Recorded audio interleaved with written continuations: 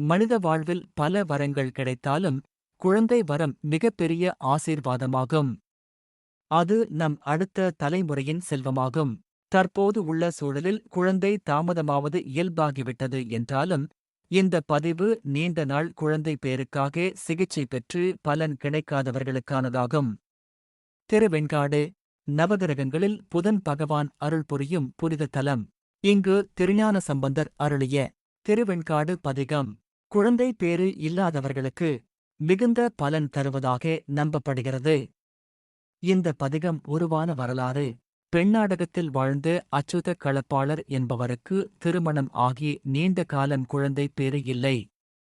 மனவேதனையில் இருந்த அவர் தமது குலகுரு அருள் நந்தி சிவாச்சாரியாரிடம் குழந்தை பாக்கியம் பெற வழி உண்டா என்று கேட்டார்.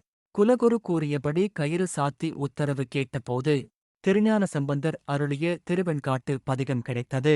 குருவின் வழிகாட்டுதலின்படி திருவெண்காடு சென்ற அச்சுத களப்பாளர் அங்குள்ள சோம தீர்த்தம், அக்னி தீர்த்தம், சூரிய தீர்த்தம் ஆகிய 3 தீர்த்தங்களிலும் நீராடி சிவபெருமானை நினைத்து தினமும் அந்த பதிகத்தை பாராயணம் செய்து வந்தார். அதன் பலனாக அவருக்கு ஆண் குழந்தை பிறந்தது. அந்த குழந்தையே பிற்காலத்தில் மெய்கண்ட தேவர் எனப் போற்றப்பட்டார்.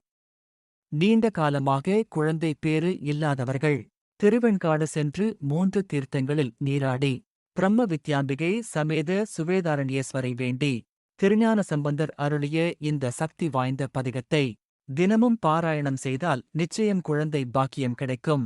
திருவெண்காடு செல்ல முடியாதவர்கள் கூட வீட்டிலேயே ஒரு மண்டலம் 48 நாட்கள் முழு பக்தி சிரத்தையுடன் இந்த பதிகத்தை ஓதினால் குழந்தை வரம் கிடைக்கும்.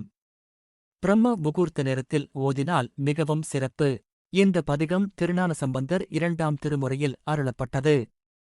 இந்த பதிகம் கண் காட்டு நூதலானும் கனல் காட்டும் கையானும் பெண் காட்டும் உருவானும் என்று துவங்கும். இதன் முழு பாடலையும் டிஸ்கிரிப்ஷனில் கொடுத்துள்ளேன், படித்து பயன் பெறுங்கள்.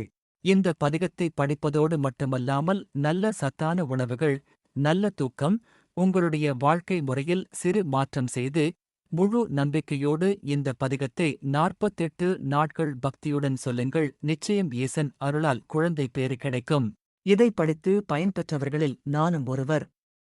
வீடியோ பிடித்து இருந்தால் லைக் மற்றும் ஷேர் பண்ணுங்க. சேனலை சப்ஸ்கிரைப் பண்ணுங்க.